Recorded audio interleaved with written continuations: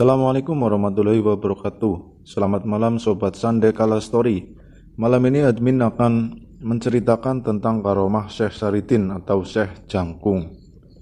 Karomah Syekh Jangkung bernama asli Saridin ini melegenda hingga saat ini. Terungkaplah apa rahasia di balik sosok sederhana yang sejak kecil dikenal wali jadab ini dalam ajaran Syekh Jangkung yang ditulis Syekh Jangkung, yaitu Suluk Saridin. Suluk ini adalah bukti bahwa Syekh Jangkung adalah sosok penyebar agama Islam di wilayah Grobogan. Masa hidup Syekh Jangkung muda dan wilayah Pati ketika dewasa dan sekitarnya. Ajaran-ajaran Islam yang diajarkan para gurunya diteladani dan disebarkan di desa dari mulut ke mulut. Tuah karomah sejarah hidupnya menjadi daya tarik bagi orang-orang Jawa. Mereka yang awalnya beragama Buddha, Hindu, animisme, berdatangan ke Syekh Jangkung untuk belajar agama Islam. Namun, Syekh Jangkung adalah sosok guru yang sederhana. Selama hidupnya, dia memilih untuk menjadi seorang petani lugu yang tinggal di desa Landoh, Pati, hingga akhir hayatnya. Masa kecil, dia dipanggil Saridin atau Syekh Saridin, Raden Syarifuddin, putra dari Raden Singaparna, Syekh Syafi'i, bersama Ibu Robi'ah At-Taji, Sekar Tanjung. Makam beliau berada di Desa Landoh, Kecamatan Kayen, Kabupaten Pati. Di sekitar makam tersebut juga terdapat beberapa makam. Makam istri-istri beliau, Raden Ajeng Retno Jinoli dan Raden Ajeng Pandanarum, dan makam Bakul Legend, Prayoguna dan Bakirah. Dikisahkan dalam babat tanah Jawa dan kesaksian dari mulut ke mulut di masyarakat, semasa anak-anak, Saridin adalah seorang yang lugu, dan karena keluguannya itu, dia sering ditipu dan dimanfaatkan oleh orang lain. Syahdan, pada suatu hari, dia adalah saudara iparnya yang bernama Branjung.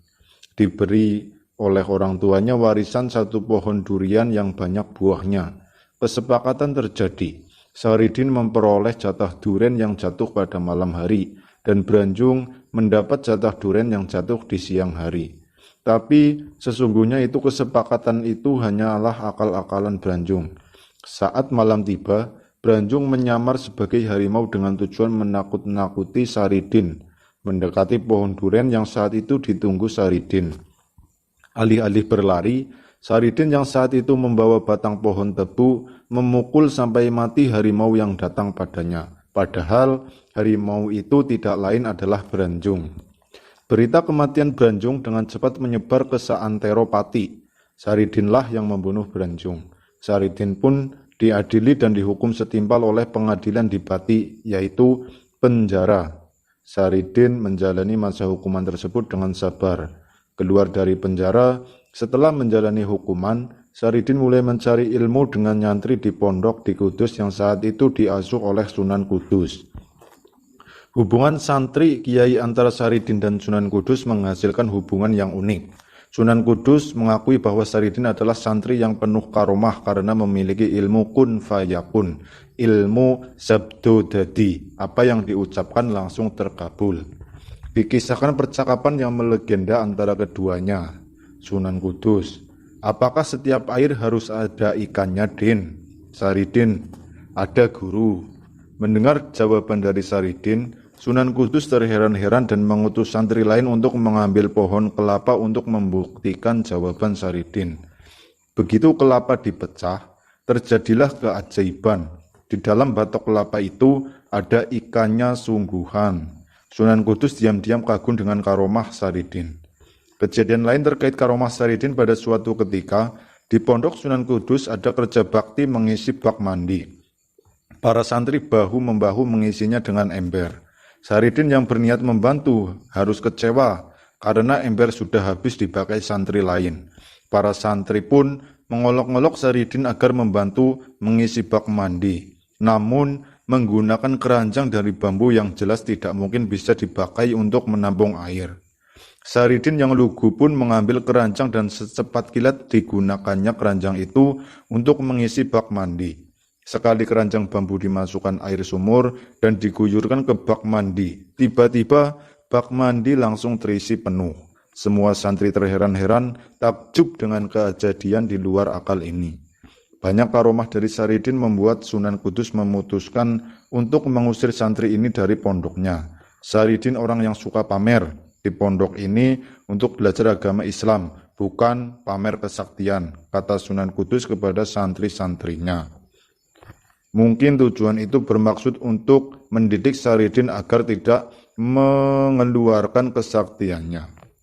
Gundah gulana dalam pengusirannya, Saridin memutuskan untuk belajar langsung ke Syekh Malaya alias Sunan Kalijaga, yang saat itu terkenal sebagai wali yang penuh karomah dan bijaksana. Dalam waktu singkat, Saridin lulus dari belajar agama. Saridin memutuskan pulang ke desa asalnya dan mendirikan pondok bersama anaknya.